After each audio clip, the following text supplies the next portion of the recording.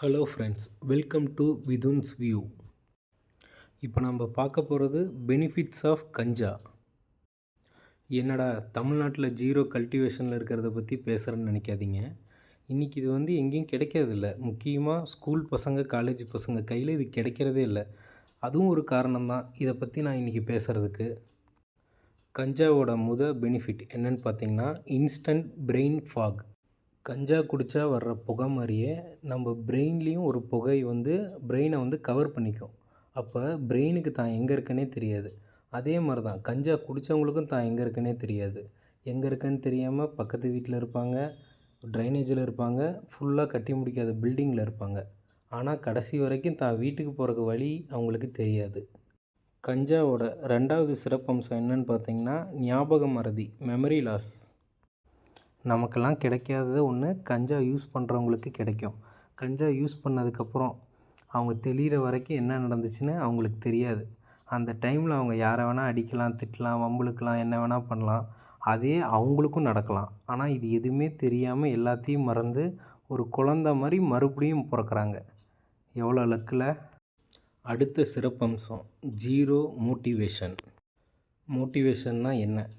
நல்லா படிக்கணும், அப்புறம் நல்ல வேலை வாங்கணும், அப்புறம் லைஃப்பில் செட்டில் ஆகணும், சொசைட்டியில் ஒரு நல்ல ஸ்டேட்டஸில் வரணும்.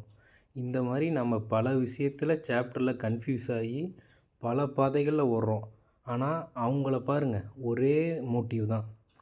திரும்ப எப்போ கிடைக்கும், எப்போ யூஸ் பண்ணலாம், திரும்ப எப்போ கிடைக்கும், எப்போ யூஸ் பண்ணலாம், ரிப்பீட்டுன்னு தான் இருப்பாங்க.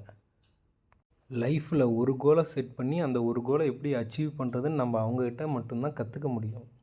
Benefit 4, food overloading. Normal people அவங்க என்ன பண்ணுவாங்க, அளவாக டயட்டாக சாப்பிட்டு பிபி இருக்குது, சுகர் இருக்குது, ஒர்க் அவுட் பண்ணணும், வாக்கிங் போகணும், யோகா பண்ணணும், இந்த மாதிரி ஸ்ட்ரெஸ்ஸோடவே வாழ்வாங்க. கஞ்சா யூஸ் பண்ணுறவங்களுக்கு அந்த டென்ஷனே கிடையாது. ஏன்னா அவங்க நார்மல் பீப்புள் கிடையாது. அவங்க என்ன வேணுமோ சாப்பிடுவாங்க, அளவுக்கு மீறியும் சாப்பிடுவாங்க, தேவையில்லாமல் ஃபுல்லாகவும் சாப்பிடுவாங்க. அது எப்படியோ அவங்க. இப்போவும் பதிவு பண்ணுறேன், அவங்க நார்மல் பீப்புள் கிடையாது. தயவு செஞ்சு புரிஞ்சுக்கங்க, அவங்க நார்மல் பீப்புள் கிடையாது. 5, சொசைட்டி வித்ட்ராயல். நார்மல் பீப்புள் எல்லாருமே அந்தந்த இடத்துக்கேற்ப நடந்துப்பாங்க. ஏன்னா அந்தந்த இடத்துக்கு அவங்களோட ரோல் மாறும்.